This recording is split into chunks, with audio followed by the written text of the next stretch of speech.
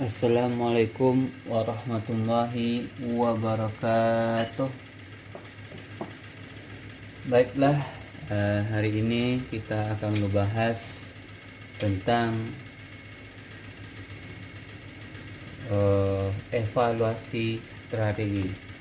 Dari yang sebelumnya kita membahas tentang utama fokus manajemen strategi yang terdiri dari 3. Yang pertama adalah formula strategi, implementasi strategi, dan akhirnya kita kepada evaluasi strategi. Jadi di sini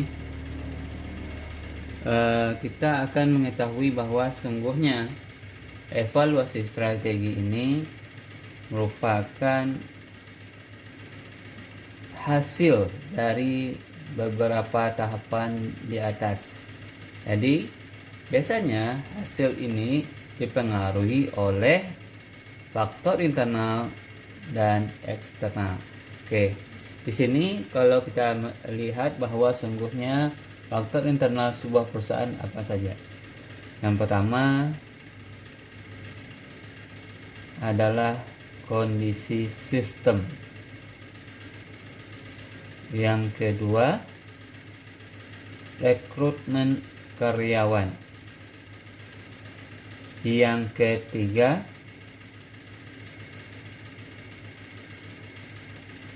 apa? Kita share aja.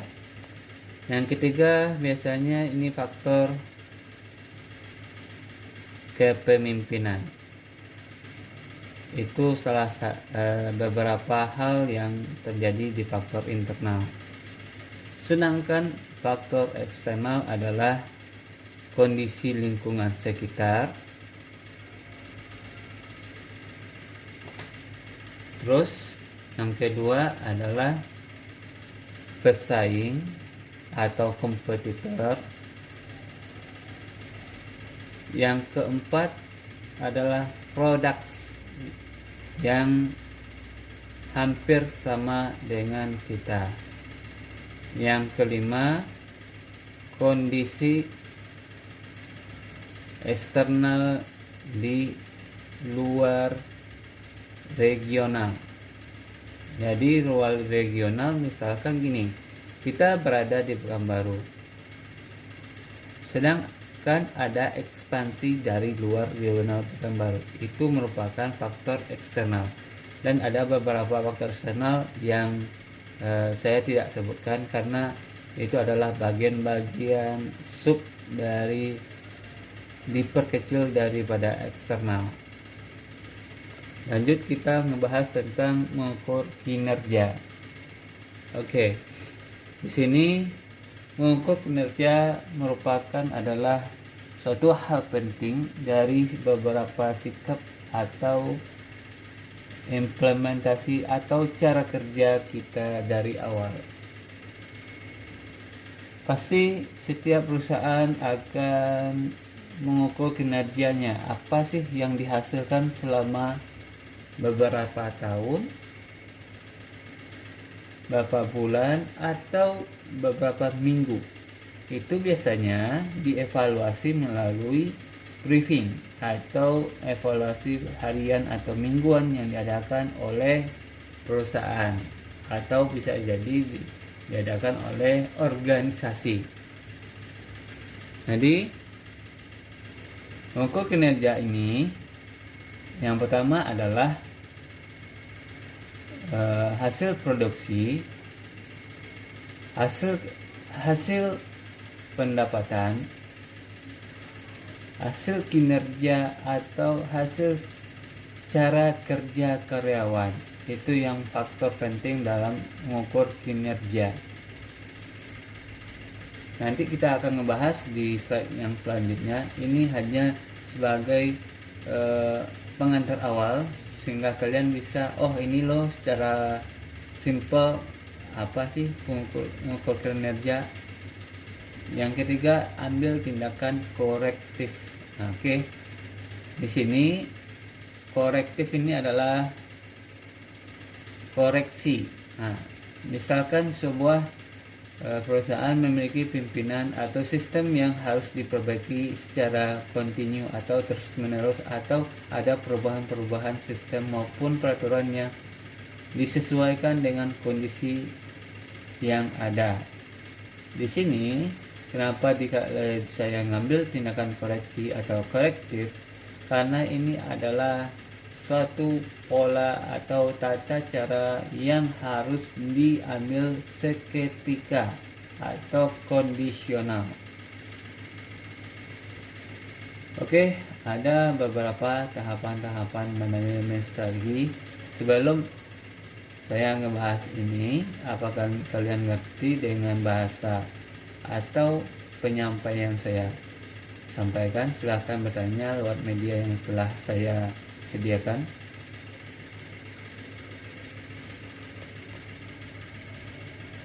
Oke, kita akan ngebahas tentang tahapan-tahapan manajemen strategi. Tahapan di sini kita kategorikan sebagai cara proses secara utuh atau step by step dari manajemen tahapan strategi. Yang pertama adalah mengidentifikasi masalah secara jelas dan gamblang. Jadi di sini nih, pastikan semua setiap permasalahan dikelola atau dipisah-pisah menjadi bagus dan bisa kita cari solusi yang tepat.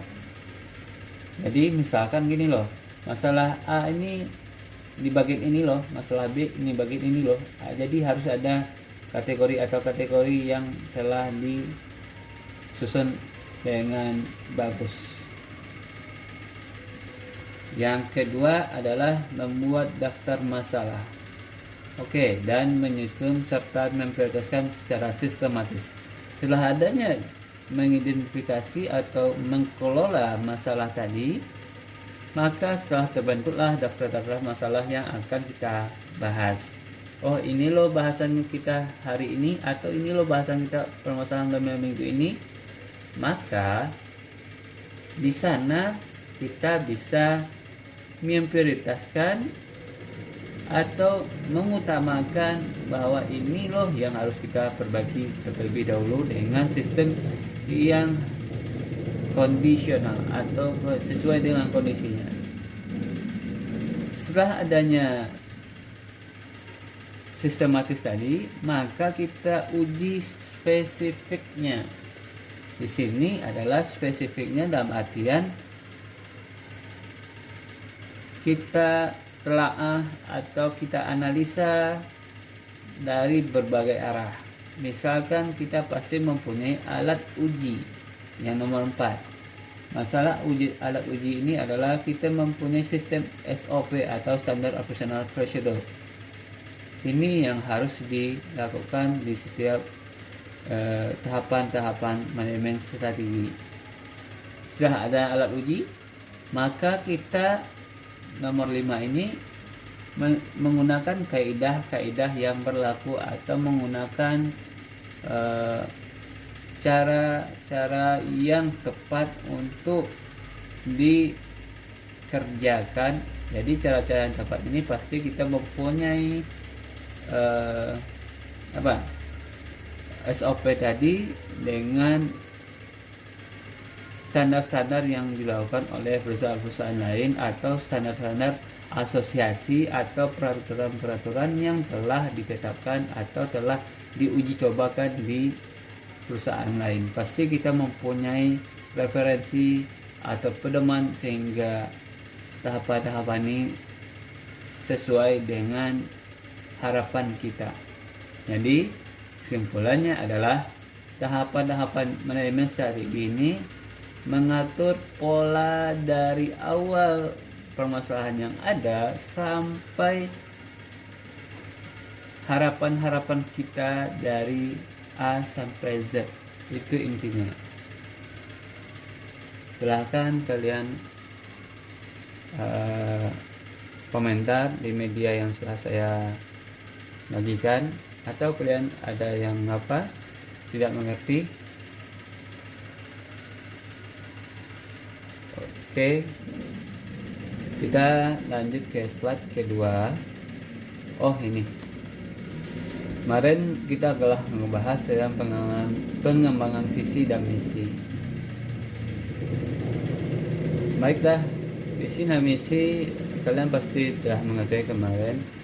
Visi adalah menunjukkan keseluruhan operasi perusahaan dan hal produk yang pasar. Ini coba kalian lihat, ada contohnya saja.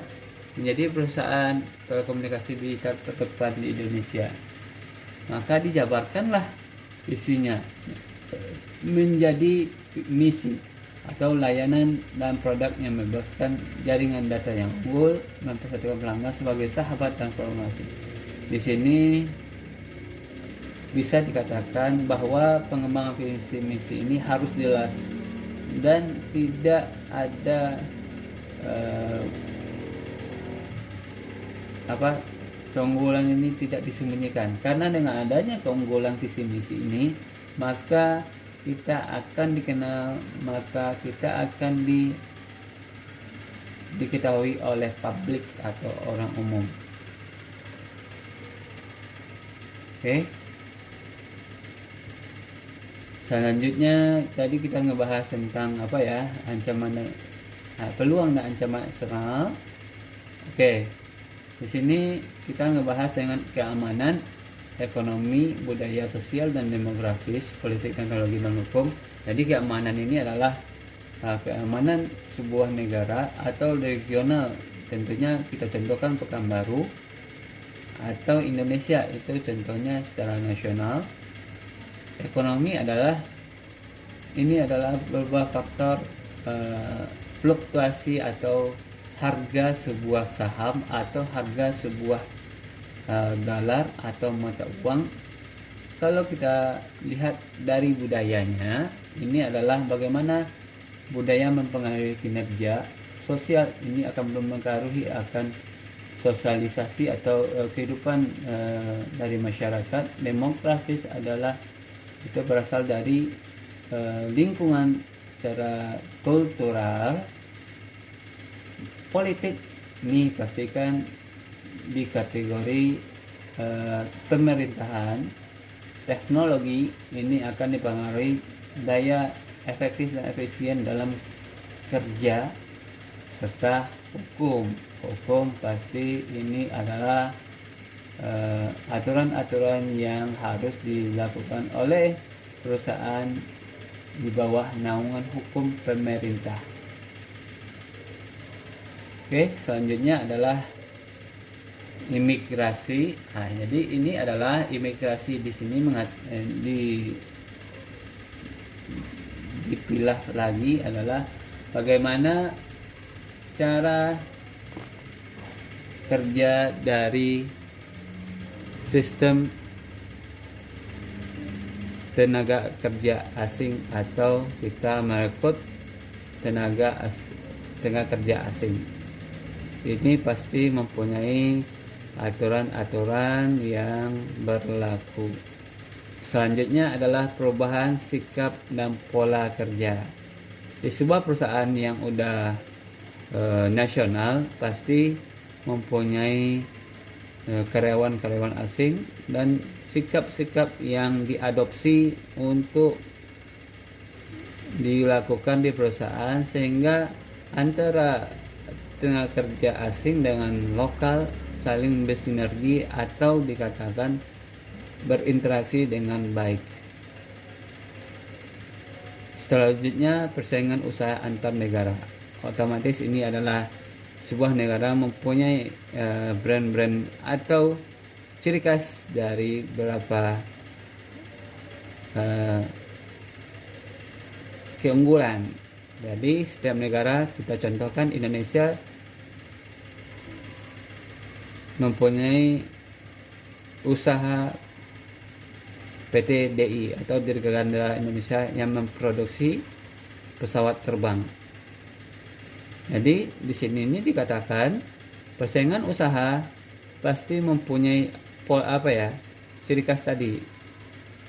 Apa sih setiap negara? Kalau Indonesia ke pesawat terbang, kalau di Amerika itu atau di Jerman itu teknologi telekomunikasi, atau di Korea teknologi komunikasi juga. Kalau Indonesia kita contohkan tadi pesawat terbang, tadi kita bersaing dengan pesaing di Brazil. Kita mengenal dengan pesawat yang kecil-kecil Bombers, itu bersaing dengan pesawat Indonesia yang kategori kecil kayak Gatot Koco N290 saya lupa, N291, itu mempunyai daya saing usaha, serta situasi global serta perubahan nilai mata uang.